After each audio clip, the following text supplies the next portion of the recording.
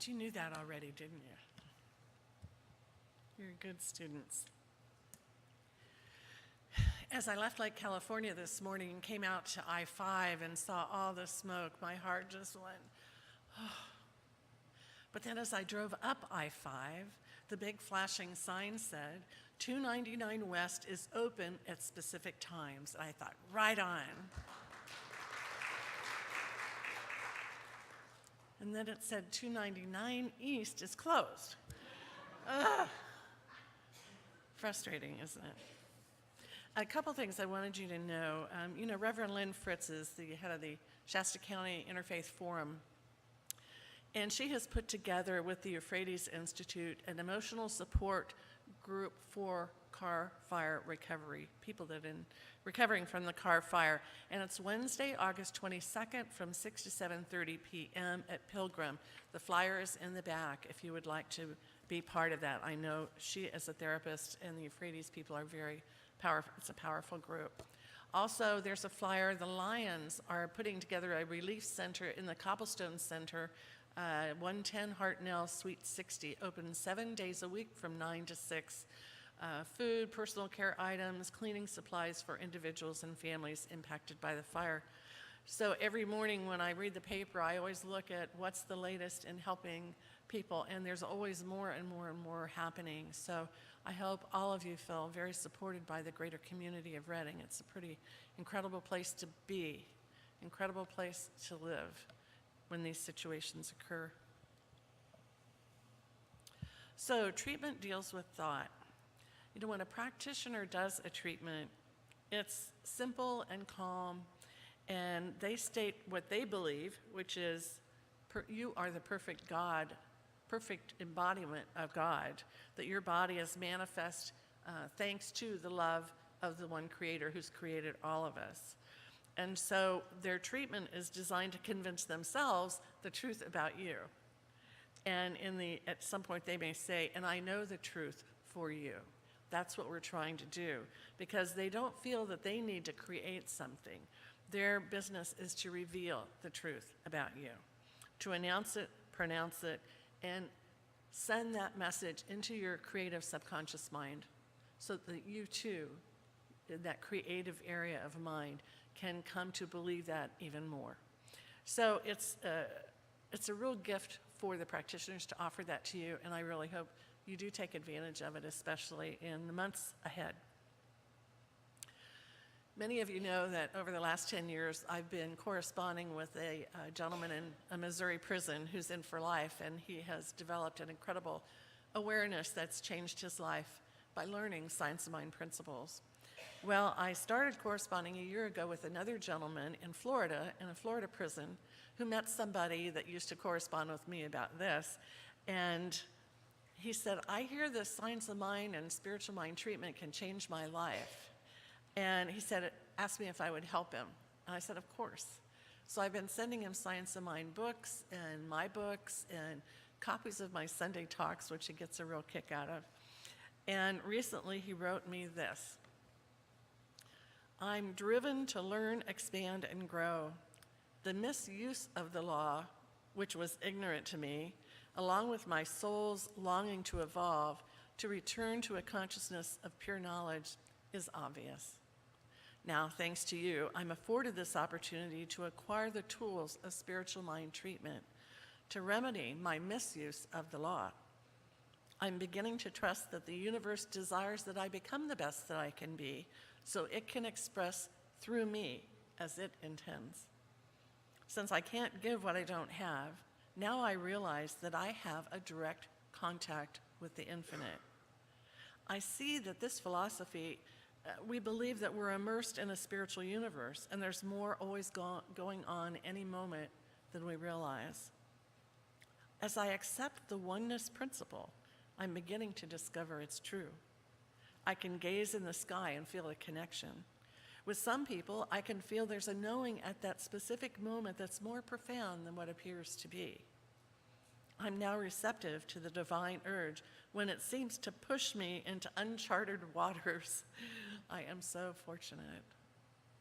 It helps to accept the truth that as a co-creator of my very thought process, What I give my attention to can change. And now I feel accountable for continuing my spiritual growth, for the evolution of my soul. Since my decisions have more in-depth effect than I could have ever imagined. I now know that my thinking determines the way I feel, and the way I feel influences the way I act. Reverend Mary, I'm an eager, respectful, sincere student, and at the moment, I'm a sponge, soaking it all up. Isn't that beautiful? It's so refreshing. It's so refreshing. So it's true, there's nothing more definite and more life-changing than spiritual mind treatment, which for you that are new is our form of affirmative prayer. And we recently have 3 new practitioners that were licensed. And when they work for you, they're doing a procedure, a technique, using their thought, connecting with your thought. It's not willpower, it's not coercion, it's not concentration, but it is conscious intention. And the words are simple and they're direct. In her book, Praying Dangerously, if you've ever read that book by Regina Ryan, she writes that intention is one of the strongest energies in the universe. And our intention to pray sets like a cornerstone in place in our subconscious mind for the demonstration to occur, because our subconscious mind is the growth center. It's our creative center. As well as Lynn McTaggart and her research on intention that we're using in groups of 8. Everything is connected to everything. And so intention invites us to pay a lot more attention to what we're thinking, to the words we're using. And we'll be using her Power Up process in the groups of 8. A couple weeks ago, I returned from vacation. Paul and I spent 2 weeks cruising the Great Lakes. And I forgot how big those lakes were. You look out and you don't see anything but water. It feels like you're on the ocean. And so I spent a lot of time on our little balcony. And I thought about evolution. I don't know why. It just came to mind and I got hooked on it. Do you realize evolution is an effect? Cause and effect? Evolution's not a cause. Evolution is an effect. I think of those little pollywogs we used to get out of the little creeks that then grow up to be frogs. How little animals became horses, and how through our millions of years of development we became human beings. And we're still learning how to relate to one another. We've gone from living in caves to living in big cities in the country, and we're still learning how to get along with each other. Evolution has a cause, and the purpose is to uncover and activate the potential that is within us, that's been in this, that was placed in there by universal intelligence. Nothing can evolve unless it first shows up in mind. Everything is subject to evolution, thank goodness.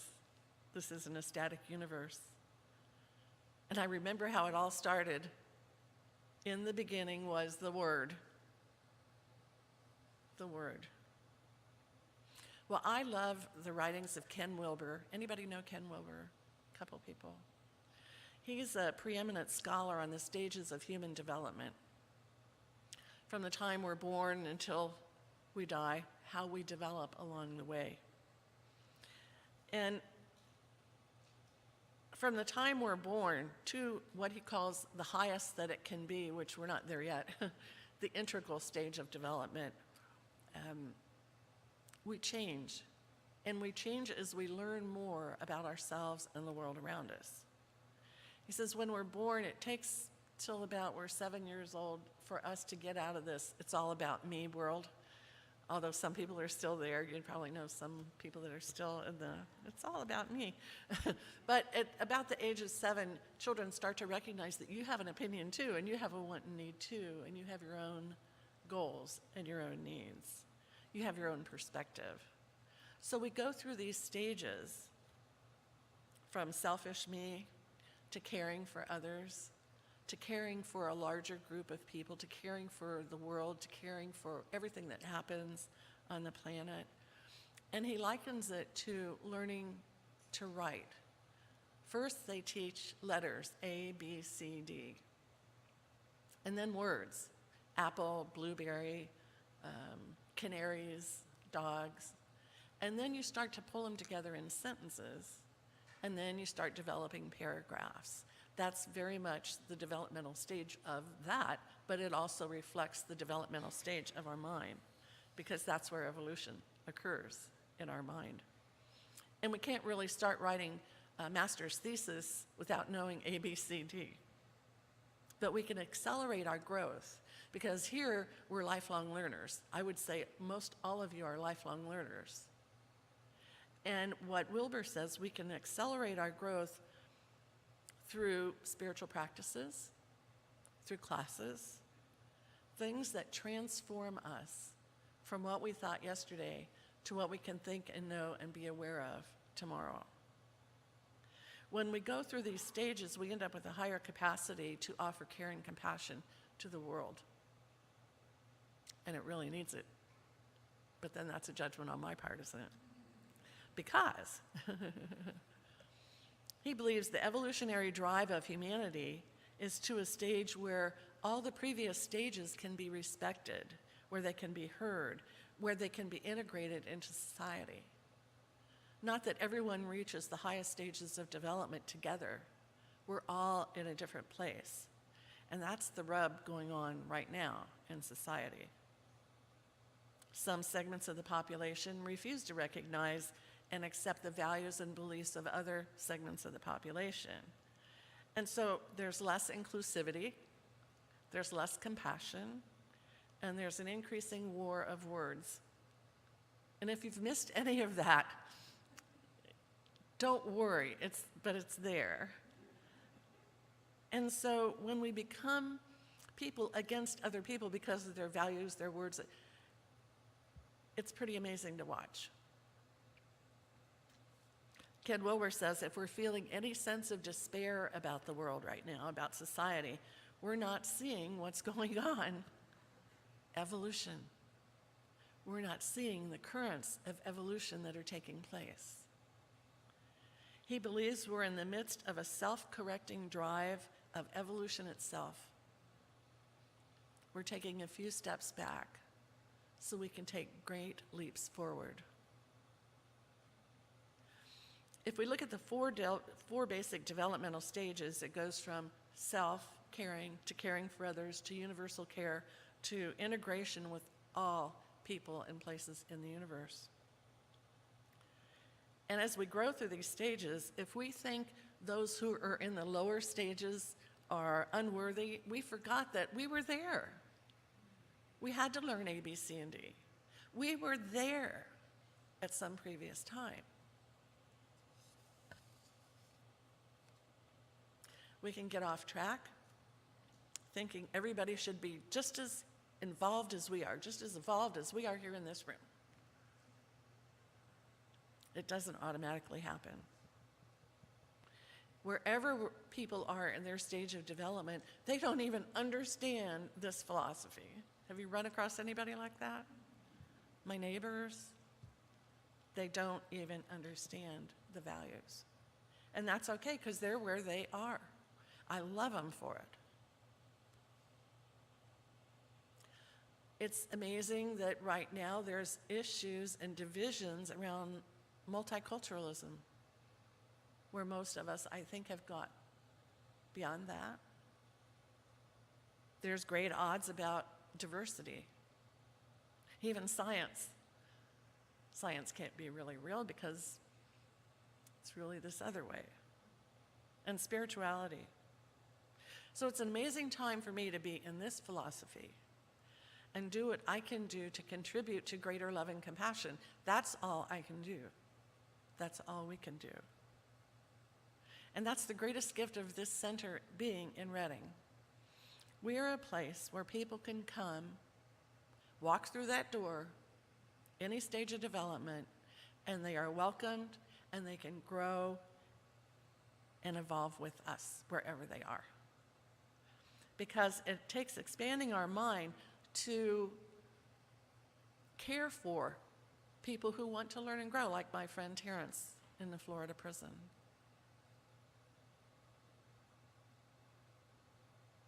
We're not here to judge people who don't even know what the word enlightenment means. We're here to love them. Because personally, I was thinking about this morning. I would not want to be the person I was 35 years ago who walked through that front door for the first time. I'm glad I came, but I wouldn't want to be back at that level, because when I first came, actually after a couple of weeks, I cried the whole first day, but the couple of weeks, 3 ladies took me to lunch. One of them was Jane Ryder. Anybody remember Jane? A few of you. Wonderful, wonderful woman. So we're at this restaurant. In the middle of lunch, Jane gets up and sings, "I love myself the way I am. There's nothing I need to change." And I was in shock. How dare anyone say that? How dare anyone say that? I was just stunned. Eventually, I learned to love myself. Then the first time I went to the conference at Asilomar for a whole week, the first lesson I learned was just let people be who they have to be. Mind your own business. Oh, that was hard. And then one of those upside of the head realizations is the power of forgiveness. And boy, that was a crying seminar. Oh my gosh. To let go of misunderstandings I had with other people and allow them to do life the way they want to do it. Great insights, great changes in my life. How can you not be totally changed from that moment on?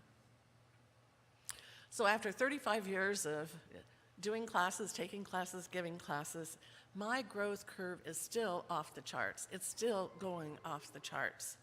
That's the way the universe is. And it also presents me as a minister with more growth opportunities, as you can imagine. But I'm always energized about the classes I give because I know how much they meant to me. And the next one I'm doing is Practical Mysticism, which is a deep dive into your subconscious mind to see what's there that's impacting you in a negative way or a less than ideal way. And so if you're ready to join us, I really hope you do. It's interesting, this week I got an envelope from Terrence, and I could tell it wasn't the typical 3 to 4 to 5 pages of all he's learning. It was 1 page. It said, 1 month to go until Practical Mysticism, because he's going to take that course with us. He's done 2 courses already, and he's just 1 month to go. That's how excited he is about this. So it'll be interesting to have his ideas and his thoughts and his insights in this class. You know, sometimes we get to a level of development and we just sit there for a while because it feels really comfortable. And then at some point there's this little schmooze, Ram Dass calls it, that says, no, there's more, there's more. It's that little small voice. And that's when we start looking around. And that's when a lot of people find this center, because of the educational program that we have that addresses from the beginner, from the just walking in the door, to those more advanced or more difficult. Thomas Troward comes to mind. Over time, our level of perspective with the world shifts dramatically, and we can be more inclusive with the values of other people. Ken Wilber has a name for groups of us like this. He calls us DDOs, deliberately developmental organizations, because we recognize the development process and spirituality. When you walked in the door, you had no idea the power of spiritual mind treatment, but hopefully by now you do, and you use it, and you let practitioners help you to use it. It's good for us mentally, physically, and spiritually. You know, humanity can't move forward very well if we refuse to have just basic support for one another. And calling whole segments of society less than feels like we're going backwards. But Wilber says, hey, there's hope. Don't worry. Consciously recognize that some people are taking this deep, dark alley of negativity. At the same time, people are becoming aware of the need to shift, the need to go integral, as he would say, but to be one with the universe, one with everyone, just as nature intends. So people are starting to speak up and starting to show up. And they're giving birth to this new stage of development. Don't know how long it'll take. May take a while, but it's there. Our vision statement here at the center is, we inspire and empower people to live spiritually fulfilling lives. And Sue and I do our best to use that as a litmus test on the classes we offer, the workshops, everything we do. Is it empowering people to live spiritually fulfilling lives? So I want to give you some of Ken's advice before we close. So there's 4 things for you to do. Show up, wake up, grow up, and clean up. I'll tell you what he means by that. To show up is to join in groups and join in places where you're accepted as you are, to experience unity. Experience unity with other people. Grow up through classes and workshops. Continue to develop yourself in your own conscious level of understanding, your awareness. To wake up and respect all people in all states of consciousness, including those who don't even know what the word enlightenment means. And clean up. Clean up your own shadow elements. The things, those negative schmoozes that show up and make you frustrated or full of anxiety or anger. To clean those up and see the truth about the world and what God has created. And you can count on that one in Practical Mysticism if you want to come. Here's another Ken Wilber opinion. Only the people who should be able to work in the political arena for a greater tomorrow should be those who truly understand it's not necessary. Why? Don't we say it's perfection? Don't we say you're perfect, I'm perfect, everything that's unfolding is perfect, it's evolving? I think that's a brilliant statement. The people that see all of this happening in great perfection are like the captain of a ship who can use the trim tabs to make sure we're on target, to make sure we're going in the right direction, to stabilize society, and to contribute to the greater good. You know, the entire world is nothing but God's dream. Everything is moving, even the atoms in this podium. We know that, but we forget it if we pay too much attention to what people think is going on. So through our thoughts, through our practices, our beliefs, our spiritual resources, being in community, showing up, growing up, waking up, cleaning up, we are definitely contributing to an integral path to the world and to a greater good, knowing it's all perfect today. So know that with me. Because we always say, it's all one. Today I believe it. I believe it consciously. It's all one. Each person being a creative individual created by the one for a purpose, not just for fun. To grow in understanding, to grow in respect for each other, to grow in our awareness of this oneness, so that we contribute goodness to society and not the opposite. So I know for everyone here today, that is your role, that is your path, or you wouldn't even be here. I honor you for that. I honor myself for having the guts to stand up and talk about it, actually. It's all good and getting better every day. Thanks to each one of us helping to show the way. And so it is. Thank you.